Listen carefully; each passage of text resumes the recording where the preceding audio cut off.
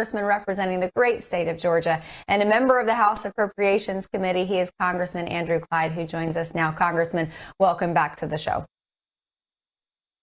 Well, thank you, Amanda. Great to be with you this evening. It's great to have you. And I got to say, $60.84 billion for Ukraine. According to a recent Heritage poll, 75% of Americans don't even want any of it. Well, I would agree with them 100%. This is definitely an America Last foreign aid program. It has nothing in it whatsoever to secure our border, to prevent the invasion at our southern border. No, this is an America Last foreign policy, foreign aid package, and it needs to be defeated because this is not what we promised the American people. We told them that our border is first. We have to secure our border so we can have national security before we secure someone else's border, before we provide money for either Ukraine or for Taiwan or for Israel. I fully support Israel, but we have to secure our southern border. And this plan does not do that whatsoever. It's a sellout.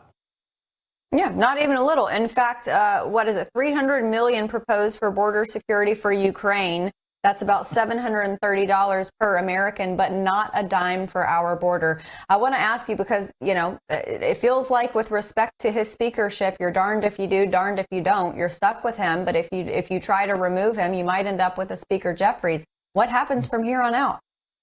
Well, I don't think we will ever actually end up with a Speaker Jeffries unless we actually lose the majority. That's good to hear.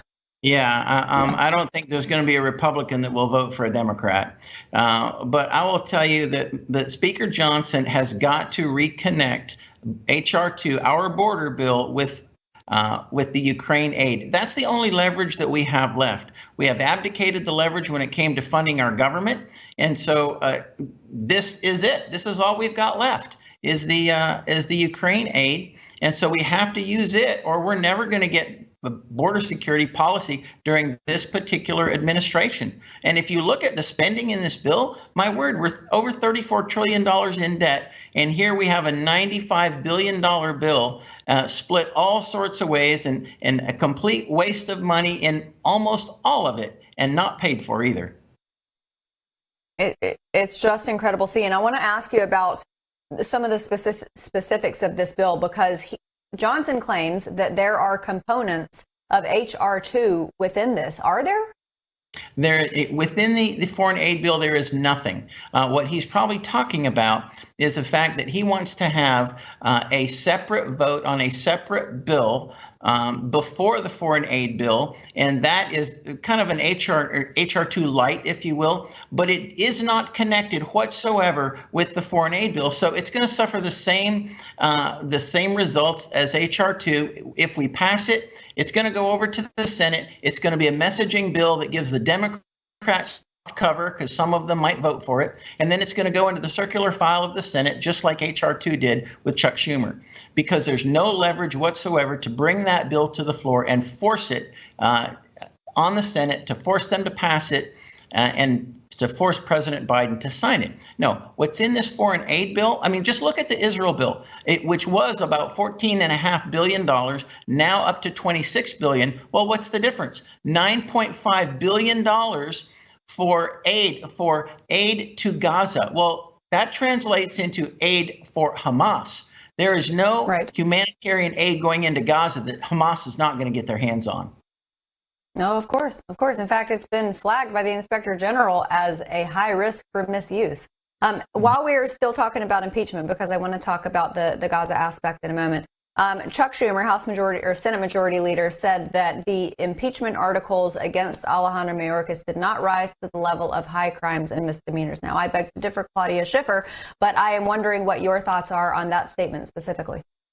Well, I think that's false, number one. The Senate's responsibility is to hold a trial, and they are not doing that. They have decided that they're going to take the easy way out, which has never occurred before. They're creating their own path. They declared these two articles of impeachment to be unconstitutional.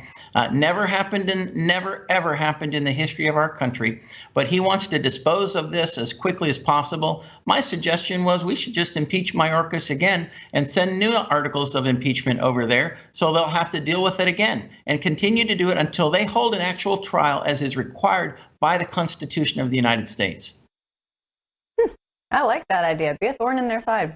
Okay, I want to move on to the Middle East because you recently introduced legislation to redesignate the Iran-backed Houthis as a foreign terrorist organization. This is an organization that was removed from the FTO list by the Biden administration, I think around March of 2021.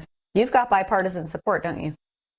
We do. This bill passed the House yesterday with 72 Democrats voting for this bill. That's 72 Democrats telling the Biden administration that their policies on the Houthis are wrong and that the President Trump's policies are right. Think about it. President Trump designated the Houthis as a foreign terrorist organization while he was still president. One of the first things President Biden did within about a month of him taking office, he took them off the foreign terrorist organization list. And as a result, they have been able to rebuild their supplies and now their armaments, and now they are threatening commercial shipping in the Red Sea. I mean, they have fired missiles at countless ships, and they have even taken over a ship or two in the Red Sea. So these folks are definitely terrorists. Oh, and they have also fired missiles at Israel. So if it weren't for our folks, our Navy in the Red Sea, some of the ships that we have taking out some of those anti-ship missiles that the Houthis are firing, we would have some serious commercial shipping problems in the Red Sea. So this bill designates them as a foreign terrorist organization, and I'm very, very pleased that the vote was basically a veto-proof vote. Fantastic. I love that. Okay, I want to move on to a conversation you had, some might call it a grilling, of Attorney General Merrick Garland on the issue of voter IDs. He said it can be unconstitutional, but it depends on the burden and the method. And I'm just thinking to myself, you know, I've had to show IDs to vote, and I don't find it to be a burden. Is that what he was implying? Well, he was implying that if the ID costs you something, then you have to pay for something in order to vote. Well, you know what? We have to literally show an ID for almost everything that we do.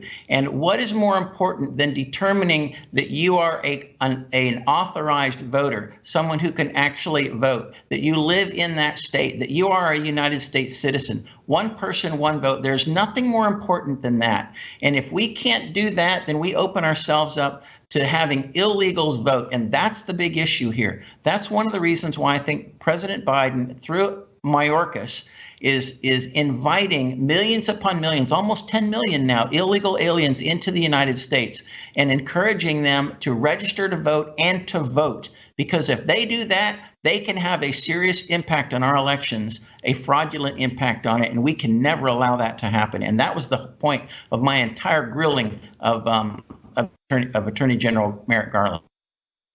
Absolutely. And he also said that he's never had to show his ID to vote. I call absolute bull on that. Did he lie to you?